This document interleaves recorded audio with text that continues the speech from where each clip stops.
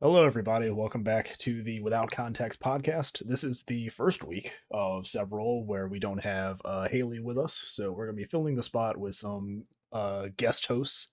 And this week we are starting with a buddy of mine, a coworker of mine, Victor here. You can find him on YouTube at the channel DatGuyDom.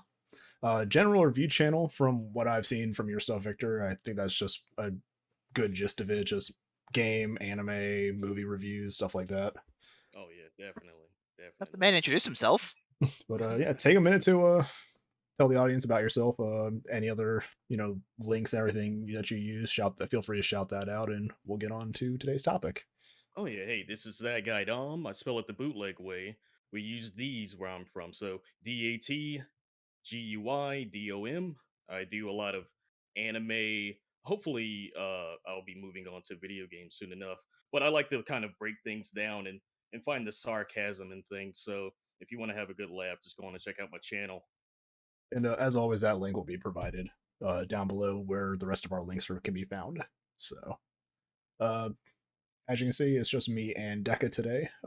Congrats to Alvin and his wife Sarah for enjoying their honeymoon this weekend, and Charlie is down there with them, so he's unable to join us as well.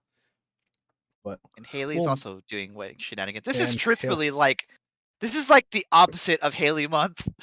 yes, Not yes, not just in like an anti-Haley month. It like we love Haley obviously. But this is the opposite of Haley month in that she's just not here, yeah, and so so our topics are curated by our guests.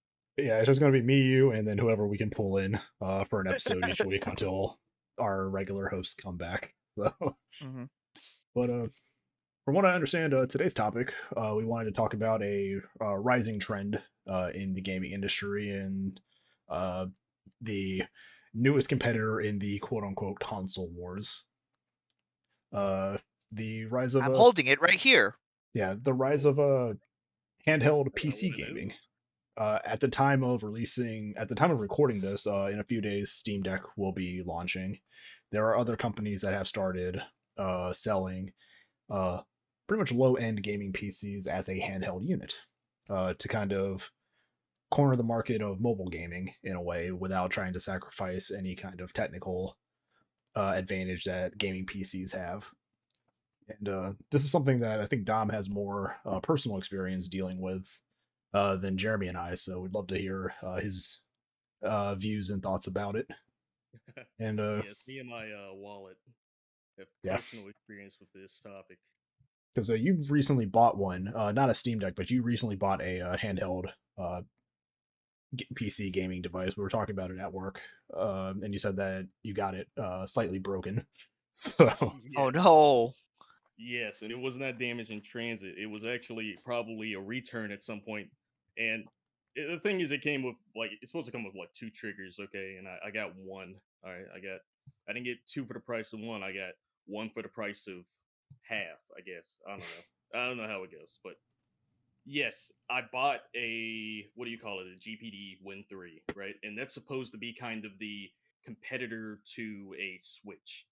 So the concept is you bring a PC with you wherever you go. You know, you go to sit in the doctor's office somewhere, you know, the waiting room. Hey, pull it out, check your browser, email, or whatever if you can connect to the Wi-Fi. And it's a gaming PC, so hey, play Left 4 Dead 2, play Sifu, play whatever you want to on it, and you're gonna have that kind of freedom that you don't have with a Nintendo Switch because hey, Nintendo Switch they have Nintendo products, they have multiplats, but you have to wait for those to get licensed. So, you know, it's hey, yeah, the Nintendo quality, the old stamp of Nintendo that used to be on Super Stamp Nintendo of games and the approval. what like approved by Nintendo. yeah, And yeah, yeah, and they're kind of I guess a lot of people are a little mad at Nintendo lately, like they're putting things on the market limited time and taking them back off, you know, or charging upscale prices for very retro games. So, you know, hey, it's an alternative gaming PC, take it with you wherever, take your Steam library, Origin game library, Epic Games library, whatever you want, right? Just take it with you wherever you want to go. So, you know, it's pretty nice, you know, it's sounds good, all these positives, you can run them at better frame rates and better resolutions, but there's a little caveat there. and that is the insane price for them because you're going to be I paying was looking. regular. I was looking at the prices for some of them earlier. Especially now. This is something that is definitely getting hit by like the chip shortage that's happening in the world right now, Yeah. and these things are going $900, $1,000 because of Woo! just the limited ability to create them because of that chip shortage. So Jesus. Yeah, and I guess that kind of boils into what Valve is doing now with the Steam Deck, right? Like they're doing this thing, they're making this gaming PC that is just as powerful as these other ones out here, but they're selling it at a loss, about half the price of the other ones out here. So I guess that's kind of the big buzz going around now. yeah, it's the affordability. They're what, 400 roughly. They could go from like 4 being the lowest to like 6 being the highest. Yeah, So so you're easily a still few affordable. $100 shorter than any other one that at least I saw. The research I did for these was very minimal. I didn't even know where to begin like looking for companies and stuff like that, but I saw like $800, $900, like terabyte hard drive models like breaking 1,000. It was ridiculous. I can understand the Oh, appeal of insane. it. I can understand the appeal of it to have more freedom than just Nintendo games, but Mm. at the same time, it's the barrier to entry uh is definitely there. Once Yeah. again, money. High Money. price up front. There's the case that a lot of these companies they will make this product, this one iteration of the product. Like mine comes from some company in China, and I found out like they're already moving on from that product. They don't make them anymore. They're already moved on to the next iteration. So I'm like, wow, they're not even making new ones, so I can't get the customer support that I need on this one I just paid over $1,000 for. Yeah. So Um, that's the kind of comfort you can get from like buying from someone like Valve right now, where hey, these guys are making their own OS for their system. They're not going with just basic Windows. So you kind of have an insurance policy there with them, and for half the price. So Yeah. that's really good. And I don't have anything brought up. I can probably bring up what the actual like specs of the Steam, was it the Steam machine? No, Steam Deck, yeah, Steam Steam Deck. Deck. Steam machine Steam was the Deck. failed one. Steam Machine. Oh yeah, Steam Machine yeah. was like the code name or something from like 5 years No, ago. Steam Shh, machine we don't talk was about that a one. Steam machine was a very low end gaming PC that Steam tried to sell as like their own thing. And yeah, it was something. Yeah. I had a Steam Link, which I couldn't for the life of me get to work. So I think it was like you have to hook it to your computer and then run the link to like a TV or something, and it's like you can play your game like on a TV. And I'm like, I could just plug in a fucking HDMI cord and do the Just same thing. let Like, me bring out my PS5. What do you mean? Jeez. so I'm I looking guess at too the many other people stats couldn't here. get it to work either because I've never heard of it. Yeah, so I'm looking at the stats here on Wiki. Yeah, release date is shooting for February 25th, which is a few days from now. Base price 400, high end price 650. Uh, anywhere between a 2.4 to a 3.5 gigahertz processor, which isn't bad. I think mine and my PC right now is like a 3.6, and it's anywhere between 60 gigs to 520 gigs, all using M.2 hard drive, which isn't bad. That's fast. That's solid state. Mhm. Oh yeah. But then the graphics, I think it's looks like it's a 1 to 1.6 gigahertz like graphic processor. So it's definitely going to be like lower end graphics on things. Oh, definitely. Yeah. And then You're gonna be seeing. a bunch of other stats, like 40-hour lithium ion battery. So I mean, you're getting some time out of it, and it has Wi-Fi, Bluetooth. So it's just a handheld computer. That's Pretty much, It's yeah. it's it's a much better iteration of the last time they tried this for sure. Just yeah. giving off the at some point you're just when people write like talk about specs they're just like talking numbers and it's like And oh big number good. I'm looking Um here. Playable either on the go, connected to a monitor or a television in the same manner as a Switch. Oh yeah. So if the way that I'm reading that, unless I'm looking at it wrong. The Steam Deck doesn't have things that you can pull off of it. No, So it's all it's one piece. Yeah. you're literally just either streaming it to the TV or you're plugging it in and then grabbing another controller, which at that point is just a system. So It's Oh it's yeah. again, it's just a PS5. I can do that with my phone now with the PS5. yeah. Yeah. So it's Some a game. Yeah. it I like the idea of having a PC strength console that I can travel with. Mm, I do. Yeah. that's a good idea. Guys, you mind if I take a sec? Sure. Sorry. My mom is really bad about like pizza. Like she's like, I ordered pizza, and is also like, oh, I can't go to the door. Son of a bitch. Now I have to get it. I'll be back in a sec. Sorry, guys. Yep. We're back. We're back with pizza. Sorry about that.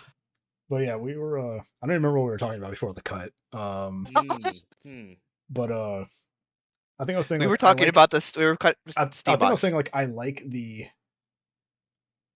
Well, I was train of thought. I think I like the idea of like the portable PC as a gaming aspect, but at the same time, for $1,000 for like a higher end one, wouldn't just a gaming laptop be better Definitely. and more Not versatile? Not even a gaming Unit in the laptop, head. but like I got this tower that I'm using for recording here, which is comparable to like I think the only thing between this and the gaming and like a gaming PC is like I don't have the high end graphics card. I have a Yeah. decent graphics card, and then also the hard drive is much lower, but I also have an external that I have connected to it, so problem solved for that. I mean, And this was like 900 yeah, for I the mean, tower. when my computer, my old computer, shit the bed, and I had to get a new tower. I had no other choice but to get a new tower because the hard drive completely destroyed itself on me. It's like I'm looking at the stats and I'm like, oh, this is nice. It's a good processor, 8 gigs of, memory, a decent size M.2 hard drive, and I was like, why is this so expensive? Because I have it opened and I have PC Part Picker opened, and I'm like pulling the pieces that are being used into PC Part Picker to like gauge the price. And I'm like, these pieces are only like $800. Why is this computer $1,700?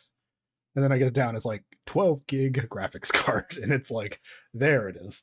There it is. It's like there's You where really, most you of the price really have comes to, from.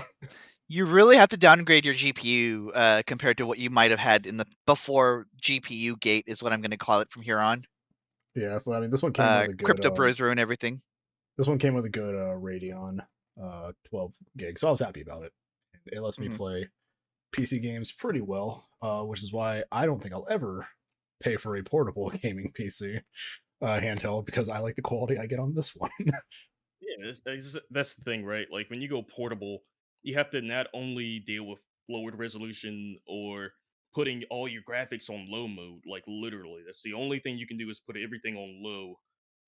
You're getting sub 30 frame rates, and on top of it all, you only get about an hour or two of battery life. So, I mean, that's just barely a lunch break. So, I think some games with simpler graphics can probably push a higher frame rate, just with the simplicity of graphics. Like changing graphic quality isn't going to really affect much on games like, let's say, like Hollow Knight or something like that, and you're probably going to push higher frame rate. But when I try to play, let's say I try to play Control on my little handheld PC thing, and I will let you know, I was trying to play Control on a 4 gig graphics card on my old PC, and that thing was like me trying to work out after a few hours. This thing was like, my computer's like, can I stop now, please?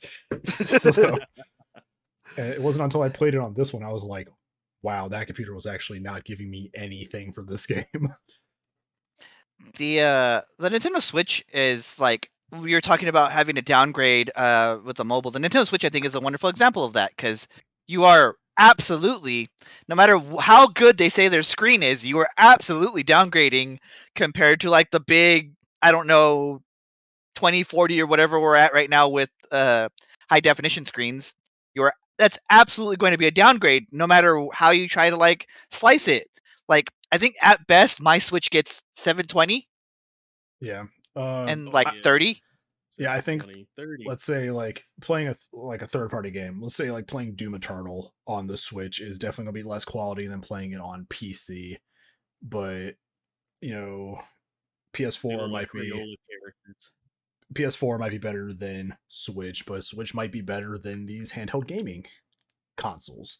It's such this weird like disparity of actual hardware in all these consoles that really affects things. Like I kind of want to see uh the stats on all these different uh handheld PCs that are coming out just to kind of see if they're all fall within the same ballpark range or if there are ones that are like specifically trying to be better, like a better onboard graphics card, Mm. better processor, stuff like that. Because I feel like no matter what you buy, you might fall into the same ballpark range of acceptability for I what the system I can just do. I Yeah. just found one. I just found one that compares all the stats. So Oh, hey, nice. Let's go check it me. out. All right, so we've got the Valve Steam Deck. We've Yep. got the GPD Max 2021, the Onyx Player, the Onyx Player Mini, the Io Neo, the Io Neo Next, the GPD Win 3, and the One GX1 Pro. Yeah, some of those are ones that I found when I did a quick search earlier. Yeah, same here. Looks like most of these are the display is about the same. Except for one of them that's like the GPD Win 3 that's advertising Gorilla Glass 3. So it's like, cool. It's never gonna break, I guess. That shit's unbreakable. Processors they go from like the i7 to like the AMD Zen 2, AMD Ryzen 7. Those of you who are better at computers can probably tell me if It that's doesn't good or not. that breakdown doesn't give you like cores or like speeds or anything. Some of them do. Let's see. There's a 2.4 to 3.5 gigahertz. Some of these are selectable is why, because you can upgrade or downgrade depending on the one. Yeah. Over the years, I know a Steam Deck, I think it said that their max is 3.6. 3.5. 3.5. I'm looking at it right here. Yeah. So some of these you can pick between the Core i7 or the Ryzen 7, Core i7, or it's like between Intel and AMD depending on what you're trying to do. That's gonna be the the GPU break it for a lot of people. Yeah. And I think the GPUs just across the board are almost exactly the same. The four of 5 of these are either Radeon Vega 6 or 8 or Intel Iris Xe. Yeah, and I think which that shows. I think is like on board. Yeah, I think that shows an issue with these is that you're stuck to existing onboard graphics cards. Mm-hmm. You're stuck to what quality those can give you. Because you can't slap in a graphics card into these things, like an actual graphics card. You have to use the chips, and those chips can only be so good. Not without voiding your warranty. Not without voiding your warranty. Because I remember the PS4, I think it was, where you could like switch out hard drives because they just use Seagate, so you could just switch out with another Seagate. Yeah, and I think I think newer consoles are easier to do that. PS4, Xbox One, whatever their systems are being called now. Because I know at one time we had Xbox One, One S, One X. So working at GameStop, the other thing I'm looking at, that was miserable. The other thing I'm looking at here is that they all have, except for one of them, they all have 16 gigs, and that's all you got. One of them can upgrade to 32 gigs of RAM. Yeah. So that's also gonna like limit how good your games are going to be. If you can't access all the memory. Yeah, the thing about games, that's actually the thing about gaming PCs in general. A lot of them only come with 16 gigs because that is enough to run things. Because most of the game is working off of the processor and the graphics card, not the actual RAM itself. Which is why you see all these, like, if you go to like any store where you find a gaming PC, it's always like good graphics card, good processor, 16 gigs of RAM. It's like this is enough to operate the system. Oh, So that's all we're same. going to give you.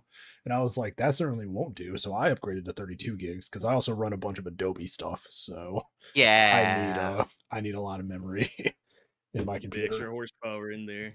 Yeah, I tried to run Adobe stuff on 16 gigs and it worked, but it was miserable trying to do it. So Mm. When it Looking comes at to a the lot of these handhelds, honestly, power, there's not going to be a lot of difference in power with these things, I guess, for the no. most part. The biggest no. difference I've seen is like the size of it. Like the Win GPD 3 or the GPD Win 3 is the smallest. It's like almost the size of a Vita, right? And then you find something like the Steam Deck, and it's the size of my freaking keyboard. And it's like, I don't know, which one can I really walk around with and be comfortable with? I So, think the end of the day, it's going to come down to size and battery life. If they can't Yep. improve the power within it, it's going to come down to how easy is it to carry and how long can I use it. So At some point with size, there's a certain degree of size that you want to have. Like the Switch, I think, is a pretty good like balance between like this is the right size, to play if I'm on the go, but also like isn't too encumbering for me. I can kind of put it in a backpack. You can buy cases specifically for the right. Switch.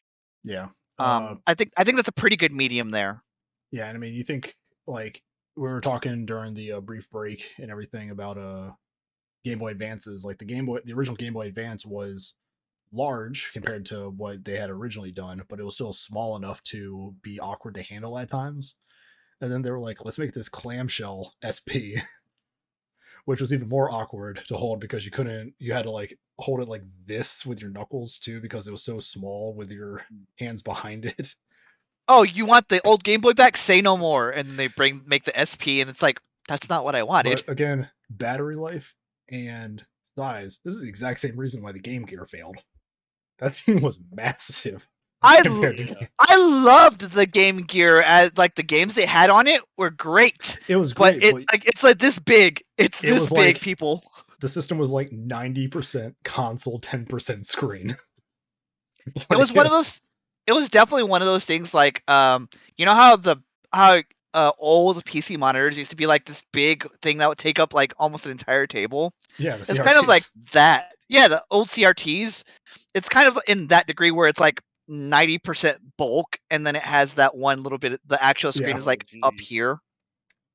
And like I think I knew what they were going for. They were going for better actual power behind it, and it did run better than the Game Boys at the time. So Mhm. it did get that, but again, it was for this exchange of it being this just massive fucking console that you had to hold. It was also awkward to like the buttons were like spaced very awkwardly. Yeah, it was a Because weird. I remember having a thumb here and a thumb here, and I'm like, okay, I'm gonna make this work, I guess. Yeah, it's a weird console.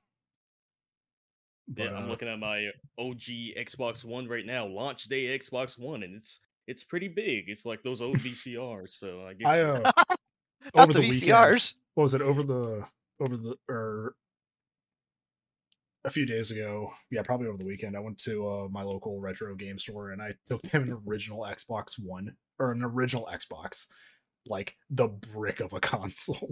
You And can I was rob a just, bank with it. yeah, I was like, I can throw this like through windows and everything. But and I was looking at it, I was like, God, this Probably. console's fucking massive. Like, Hmm. this is such a large Xbox. And now I'm looking at like, my PS4 and my PS2 that I have over here, and I'm like, they never tried to make a smaller version of the original Xbox, did they? It was just like, you're Nope. getting this brick of a console, You're and you're getting gonna be this brick, happy and with you're gonna like it. Yeah. it. Yeah, because when the 360 came out, that was a whole different thing. Like it had new games, it had new branding. It wasn't a new model of the Xbox. It was just here's a It new was thing. Like just they didn't even try. But I think that it might be what happens with a lot of companies here is like we don't know what else to put into these systems. Like we've given it the best graphics card, we've given it everything that we can that technology works together. We can't improve the CPU without improving the circuit board that it's on. So let's make it smaller.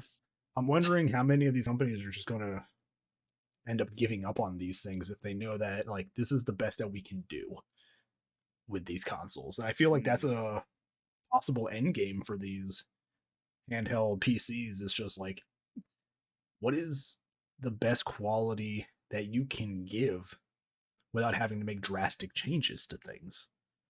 Because I think there is a set limit to that in terms of tech. Definitely. There's definitely an upper limit that you're going to hit at some point. Where it's like, all right, what do we do now? We can't do better graphics unless we figure out a way to fit a graphics card into this thing.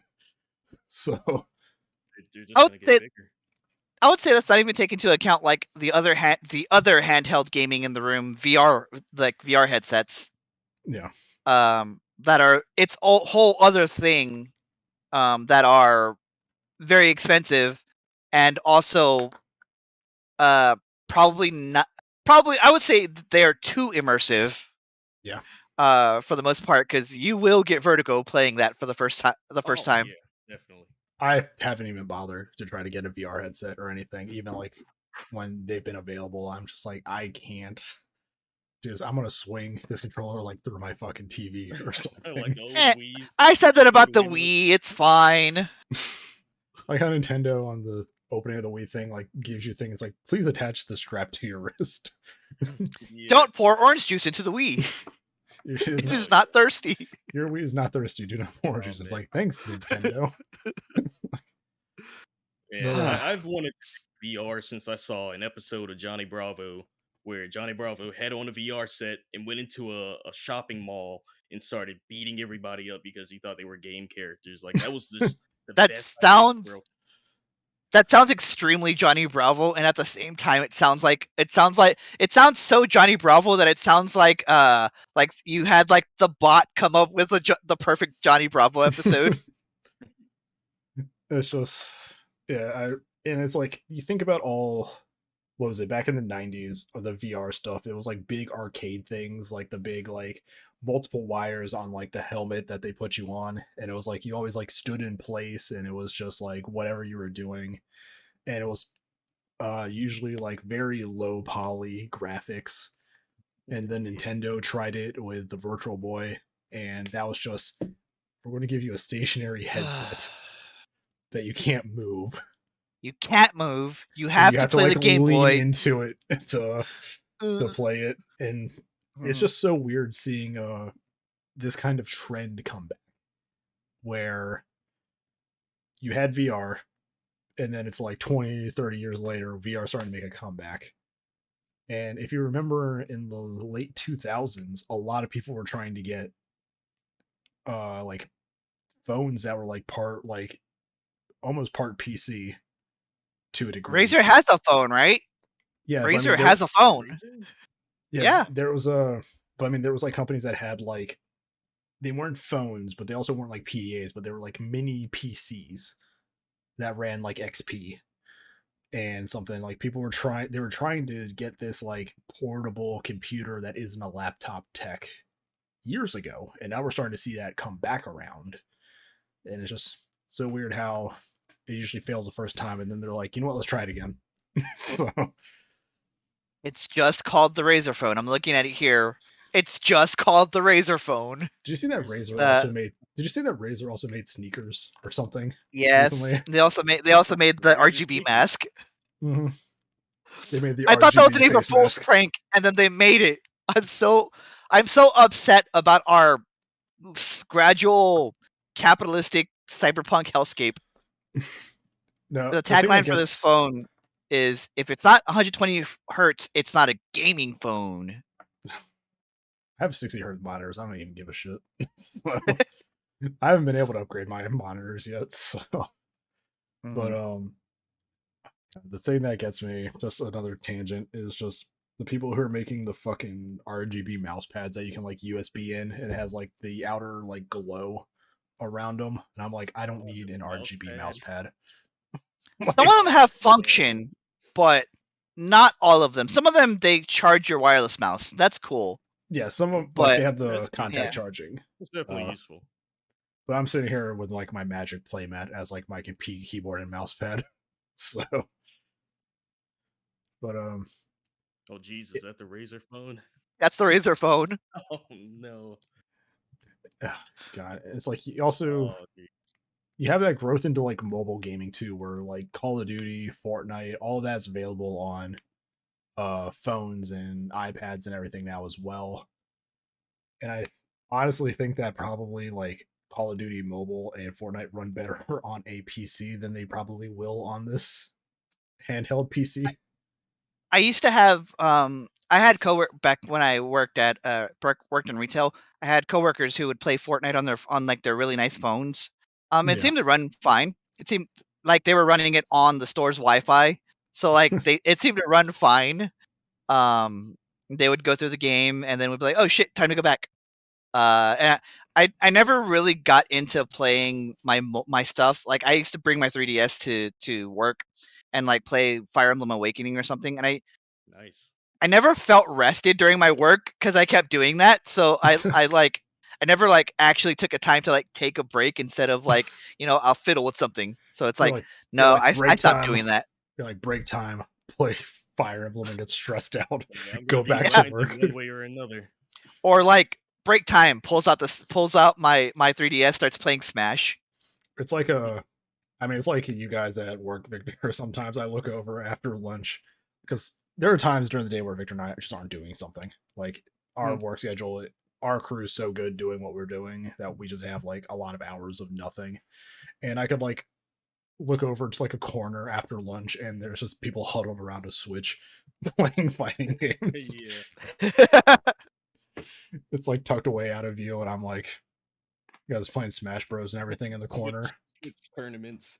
Yeah, just a bunch of mechanics and electricians just playing. That reminds me. Look, if you can't go to the local, bring the local to you. Oh. It reminds me of when I used to I was in 7th grade and ran my first tournament for Tekken 3. Oh, Tekken 3 was nice. It was great. think, I'm showing my age now. Yeah, I think I played Tekken a lot. Then it just kind of fell off. I think I stopped playing after 4. But I'm not really a fighting game guy, so when they're all playing, Smash Brothers and stuff, I'm just kind of sitting off to the side, just watching YouTube. Yeah, go team. Like, I'm not gonna. Well, I kind of stopped playing Smash Brothers competitively. The mall where I used to live, their GameStop would occasionally throw like Smash Brothers tournaments for Melee and everything. And I'd walk in and everybody would be playing, and I'd get my pod, I'd go with the other 3 guys to our console to play in everything, and it was like they're picking all the meta. It's like Marth, Pikachu, something, and I'm just like, I just want to play Ganondorf, man. And then I just get like my shit kicked in by the 3 of them, and it's talking like a lot of shit for someone in Dordia range. No, then it's just like behind me, it's like the fucking meme. It's like, yo, this motherfucker picked Ganondorf. And I'm like, I was like, well, I'm out in round 1. I'm just gonna head home because it's like right down the street. I could walk to the mall and back. So give me my $5 of GameStop credit and let me go. Yeah, it's just like this motherfucker's playing Ganondorf, and I'm like, I just like Ganondorf, man. Like, he just get default skin. And then my shit just gets default skin picker. And then my shit just gets kicked in by my friend's cousin who was like 6 years younger than us. Oh man, that's another thing that we could get into is like I've watched my 13-year-old nephew play Fortnite and just like build and shoot at the same time. I'm like, how the hell are you doing that? He's doing 90s. he also you had mentioned Friday Night Funkin' in a previous episode. He plays that and he does like the thing. It's like effortless. Like, what are you doing, kid? Oh, dude, I can make a whole video about me trying to play Friday Night Funkin' and then just like the disaster that it turns into, because it's just like, I bought this new camera and it's doing the same thing that Deca's fucking does to him. It's the same brand, so it's the fucking head, it's the bald, it's the light shining. Yep. I hate this. Like, this is why I usually wear a hat, because like it's just how bright the shit has lit up the side. You look fine, buddy. You look fine. It's just like, god damn it. It's a ceiling light. Somebody stole one of the The bowling balls from the ring. The beacons are lit. Condor calls Gondor for calls aid. for aid. The beacons are lit. Gondor calls for aid. But kind of lost the plot a little bit, but It's fine. Oh, it's lost. but yeah, back to the original topic here. I don't think that this is going to be the game changer that they want it to be. I think these handheld like PCs for gaming are going to be more of a luxury item than a competitor. You know, it's like Price if you points, have the money, absolutely. Yeah. if you have the money for one and it works well enough, I see people buying it. I don't see it being like, oh, this is getting its own show at E3. This is, you know, being considered among the Sony, Microsofts, and Nintendos of the world now. It's just, hey, I have the money for this. I'm going to pick it up. It's just going to be one of those items. It's just gonna be niche for a while. Yeah, Despite it's a- saying that mine was broken when it came in, I actually ended up returning mine after testing it for a few hours, and it's like I'd rather be doing all this on my actual desktop PC, to be Yeah. honest. So it's like, yeah, I'm gonna just go and return this. Didn't you also get it? And like they didn't delete it. It was definitely used because they didn't delete the Yeah. library, so you had all these Yeah, games. this dude had his whole profile logged in with all his games. Games are still installed and all, and I was like, wow. I was like, But this you is bought it crazy. used? Yeah, actually, I bought it. It didn't say used. It was just like, hey, just buy this, as if it was a new product. Didn't I And tell I you? looked, Didn't I make the joke at work? I was like, I feel like they were playing one like at work, and they packaged up theirs instead of the new one. Oh no. but that was part of the insurance thing I was talking about before. It's like they're not making these anymore. You can only get them like used now, I guess. So Yeah, that's the thing. It's like, how long before they drop support? yeah. I mean, they can. The hardware and the operating system can still be operated without support, but yeah, if a sudden bug shows up, there's no patches coming out for it. If there's an issue with like an update, it's just they're not Yeah. going to be able to go through and do that if they just forget about these systems. So Windows 10 PC is subject to all the same bugs and issues. So definitely be careful. It's like gaming I also- companies now, whenever they're done supporting old online games, they don't even try to patch it anymore. They're just like shut down the servers. So, That's what they're doing with with Nintendo. Nintendo's Yeah. doing that with the Wii and the Wii U and the word. DS shops. I mean, yeah, they shut down the shop, so you can't even, buy older games anymore, and you can't re-download games if you've had them. It's Ouch. You can't It's update weird. your games. You can't update your games if they need patches. Pour one out for the eShop. It was like the picture I had sent both of you, actually. When I was in Cool Stuff, the local store here. There's a game that I found on PS2 for about $700. And I was like, Oh yeah. I don't even know like what this game is. And I saw that it was an Atlas game, so I was like, okay, it's probably a rarer one. That makes sense. But at the same time, I don't think $700 is a justifiable like price tag for this. It was open; it wasn't a sealed copy either. So it was like Rule of Rose. Atlas. Yeah. Atlas. Almost terminally to a terminal degree. Their older games are like there's 6 total in the US. Yeah. But I'm like, this is just another argument for why games like digital re-releases, emulation, like this is important stuff for this industry. Definitely. Because what if I want to play this game? What if I'm willing to pay Sony $30 to download this digitally instead of paying $700 for a physical copy? But at the same time, it's like, oh, what if they decide to shut down stores and stuff like that and you can't get it anymore? You can't re-download it. Scary thought. It's just the gaming industry needs to understand that preservation is their responsibility. Otherwise, we're going to start seeing stuff like this. We're going to start seeing triple-digit PS2 games. I mean, trying to find fucking rare Super Nintendo games right now is near impossible. Collectors aren't letting go of them. So There did you hear about that one find at a game store that had shut down because of COVID?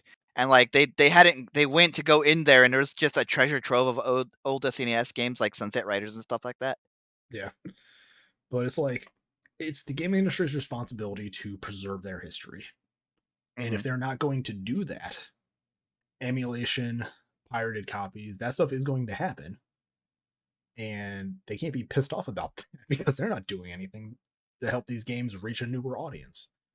It's this dumb fallacy that, I don't want to say fallacy, it's this dumb thought process that nobody wants to play older games. Wrong. Older games are better than what a lot of current games are. Agreed. So it's like, let us play those older games. Sure, you can't monetize them as heavily as you can in current games, but that's not the point. These were games that, as I've said in previous episodes, these were games that came from a time where you had one chance to release a good game. Because you couldn't patch it, you couldn't give it additional content, unless it was a PC game. It's like, you had to make a good game, and you had to make it worth the time and effort, and make it fun. And this whole ideology about this industry has changed, where it's like, nobody wants to play those games anymore.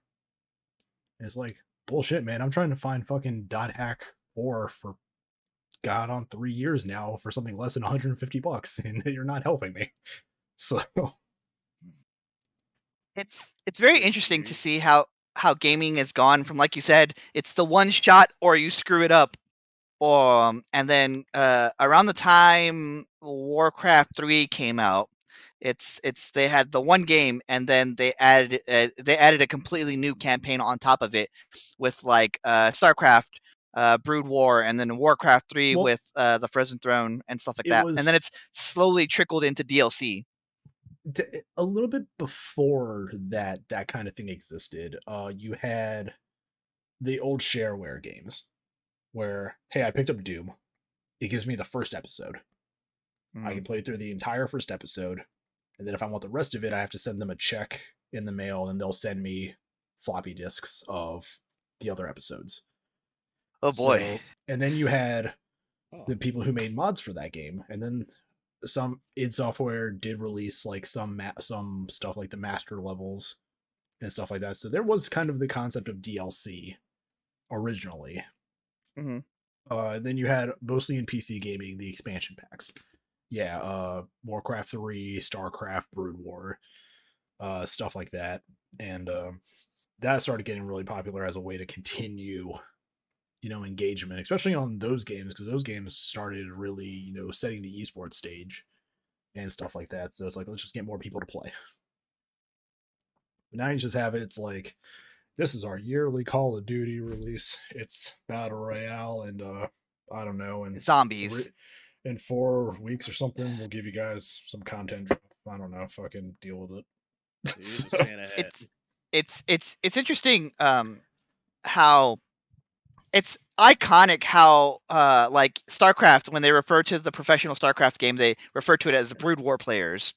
But when they say StarCraft 2, what's also had like 4 or 5 expansions, it's just called StarCraft 2. Yeah. You had, I mean, the esports also goes back to original Quake, even I think before StarCraft, and then it was just the Quake deck, Quake 3, Quake 1, the deathmatch mode. The game that invented rocket jumping, that other games so lovingly took. But yeah, it's like, hey, we have to. It's just the ideology got flipped when convenience was thrown in. Hey, we released this game. There's some bugs. Code it up, ship it out. Well, ship the patch out. We'll fix it right now.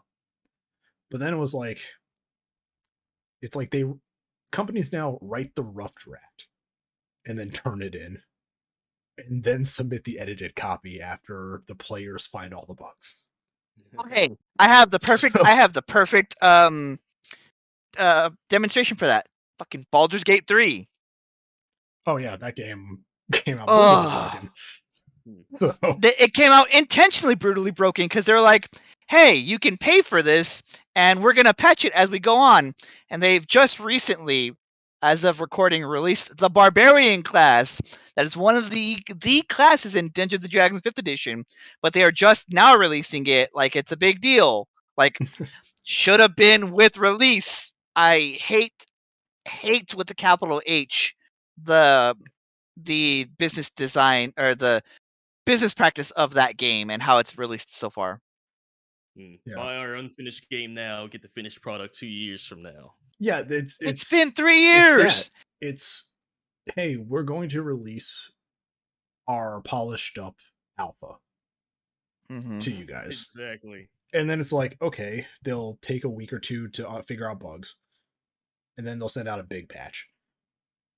And it was like, oh, don't worry, guys, we fixed it. We're the good guys. And it's like, no, you're not.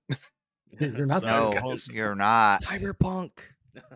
Cyberpunk is just now Cyberpunk. getting, what was it? They were like, hey, we're releasing Cyberpunk next week on PS5. And it's like, I don't think that's as big of a celebration as y'all hope it is. There's also still be broken. The store too. There's also the discourse around No Man's Sky. We promised so many things, and as of recording, has just barely gotten to most of them. But they've been doing it though. They have been doing it, and it has been free updates. So I'll give them that. They've been doing it, and they've been doing it for free. Yes. A lot of things are like, hey, they'll send out game-breaking bug patches for free. But then they're like, hey, we know our game released broken, but you guys want to buy this season or this new DLC for $15? Like, no, Yeah. I don't. I don't think I will. I don't think I will. Right, major content isn't going to be going out for free, but you know, we'll fix the bugs for free, definitely. But then it's like, it's also to between that major content, it's like, oh, hey, look, Call of Duty, we get a new season. It's like, okay, cool, you guys are giving us a new map, whatever. Then it's like, but where's all the stuff in it? And then you look and it's like all behind paywalls or stuff in a cosmetic shop, where it's like, okay, you gave me some new stuff, but I'm still doing the same thing because I have to pay for everything else. Yeah. It's like Battle Pass City. Yeah. Yeah. That's the thing about Battle Passes, man. It's like, even when you go to buy a Battle Pass to alleviate some of that grind, they're still nickel and diming you with that. Like, you've still got to earn it. You just get a slight boost. And that it's was like, I want the entire Battle Pass. Yeah, that's Fortnite. It's like, hey, look, you have the free Battle Pass and then you have the paid Battle Pass. And it's like, okay, cool. And it's like, we're also going to make these trailers showing off all these cool new skins you guys can get. But the skins are always in the shop. They're not in the Battle Pass. They're always something for you to buy. Yeah. Magic Arena is also like that. Oh, dude. Like segueing us all the way back to like mobile games, because Magic Arena is on mobile. I just want to play Magic, my dude. Alchemy completely turned me off to the game. I'm gonna say it here. Alchemy completely turned me off to that game. Because I like to play Historic Brawl because I wanted to get my commander fix. I think I mentioned that on this podcast before. Yeah. I like playing 100 card singleton with the commander, and I can't do that in the way I want to anymore, because the decks that I like to play can just get flipped at any time with Alchemy. Yeah, so to fill Victor in, Magic the Gathering, physical card game. They finally got around to giving us a digital version of it, which we have a digital version that isn't a complicated game to play. Magic Online is so hard to play. I can't even play Magic Online. But it's Magic Arena, and it's like, okay, cool. I can play Standard, which is the current format, none of the older formats. So I was like, okay, I can play Standard on here. That's cool. But you don't get the cards available to you. You still have to buy packs to get the cards. Like, they give you starter decks to use, but to actually build the deck you want, you have to have the cards available to you, which a lot of time can only be found by opening packs or using wild cards to turn stuff in a collection into a physical card. So it's like, okay, so how do I get those wild cards? You buy packs. So, but surely those card packs have reasonable drop rates on rare cards. Surely. I will say the one thing Magic Arena has that you can't do in paper Magic is it has the wild card system, where after you buy a certain amount of packs, they give you a wild card for a rare or a mythic. So you can just go and buy that mythic or rare that you're after. that does take either purchasing the Game Pass, which gives you packs passively, or purchasing just a bunch of packs. Yeah. So they has that going for it, I guess. And the thing is, it's like that requires so much either time commitment or money that I just play with their starter decks. Like, I'm like, I can't even play the Magic I want to play because the cards aren't available to me. That's why I probably I'm play. so good. I use the starter decks. Yeah, that's why I always play. If I do play, I play on Cockatrace, which is a third party. Magic platform. Cockatrice, that's great. And it's like it gives you everything. Like all the cards are Mhm. available in the database, so you can just build whatever deck you want, and you just have to connect to other players if you want to play them. And some places run tournaments and stuff, so you have easy ways to play people. But it's like looking at Magic. Every time I log on, it's like, why am I fucking doing this? I'm not going to get anywhere with it. Like I'm not going to have a deck that I want to play.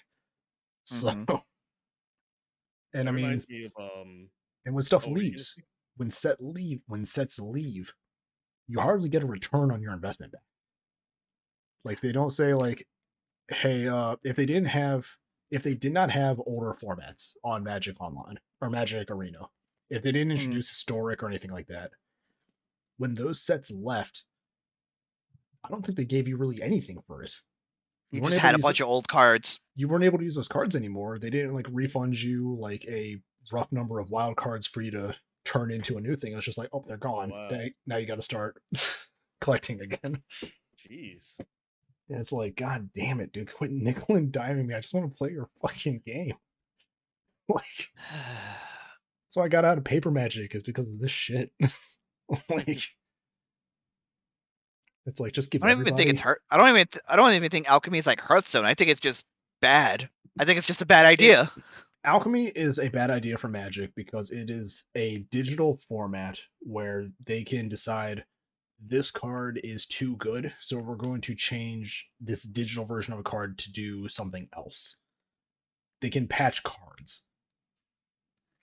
And I'm like, dumb. I'm like, you can't do that in physical Magic. So it's like this weird. Well, oh nonsense! I can get a pin and just they have absolutely patched a card. Thinking on companions in Magic the Gathering. Oh yeah, they did. They changed. They patched rules. that. They changed the rules, I guess, of how to use them. Yeah. But that still takes more explaining because now when you read the card, it doesn't explain the card anymore. Yeah. So it's like this. So it's like live action Yu-Gi-Oh! The anime where you just make up stuff for the cards now, pretty much. Like they did just kind of freeball it for that whole first season of Yu-Gi-Oh! Didn't they? They're just like, yeah, they did. Yu-Gi-Oh!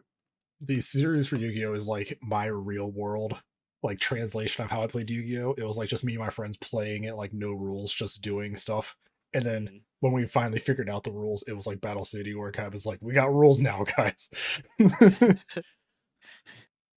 So, but yeah, I don't know. I just have gripes about the industry and the tech and where it's all going.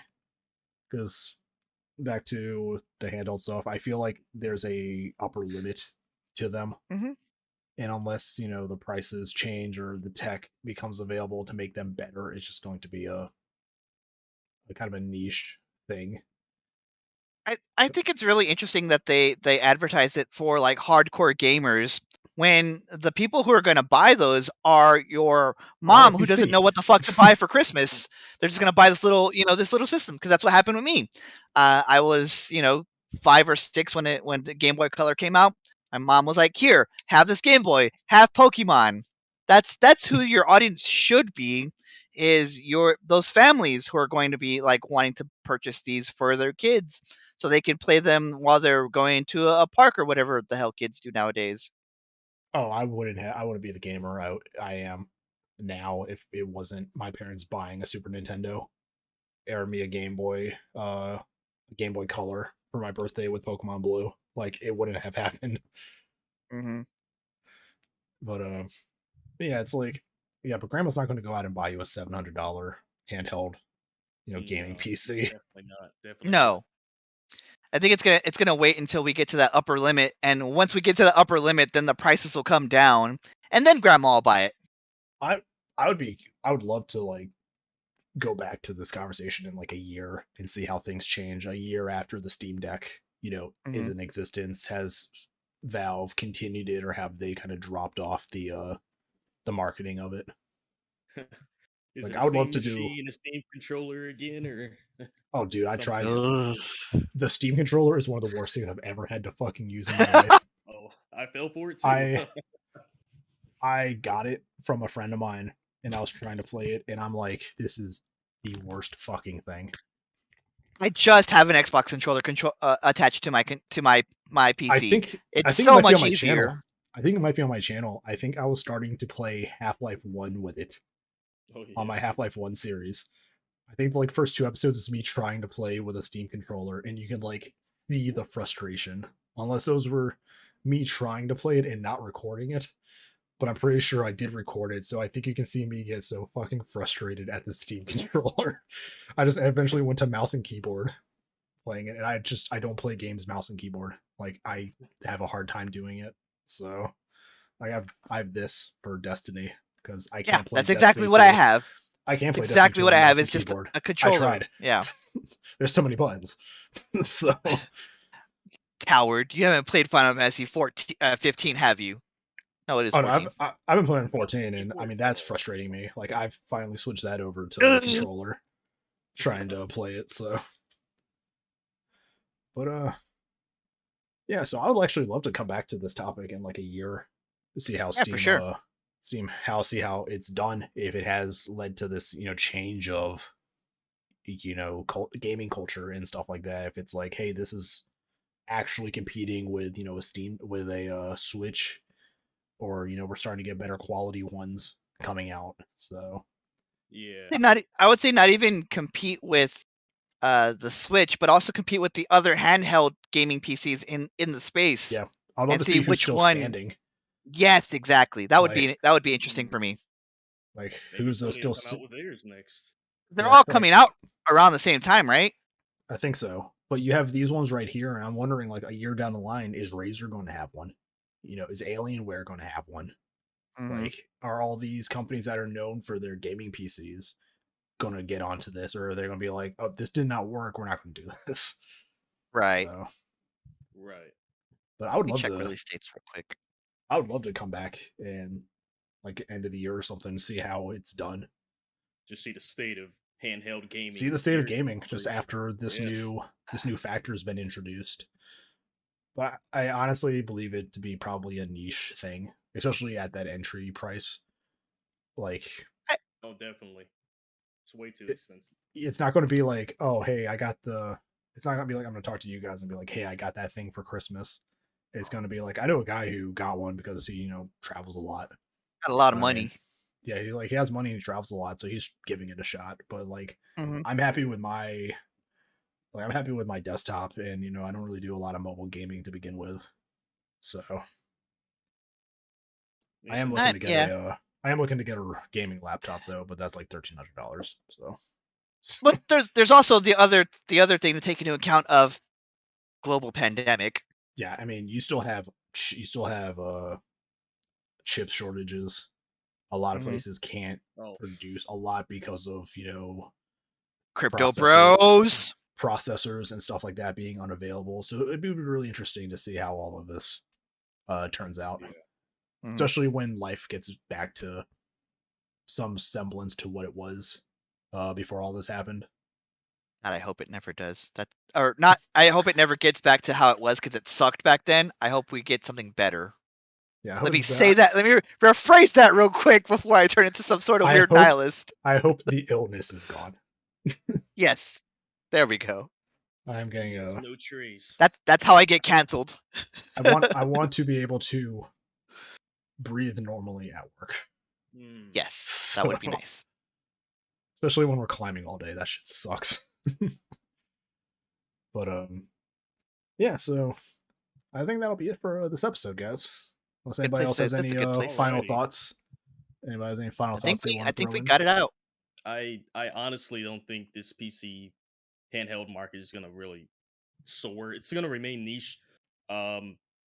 Honestly, you're talking about a laptop, Dallas. Like, hey, you have a keyboard, what do I have on these other devices? It's just controller. It's buttons in.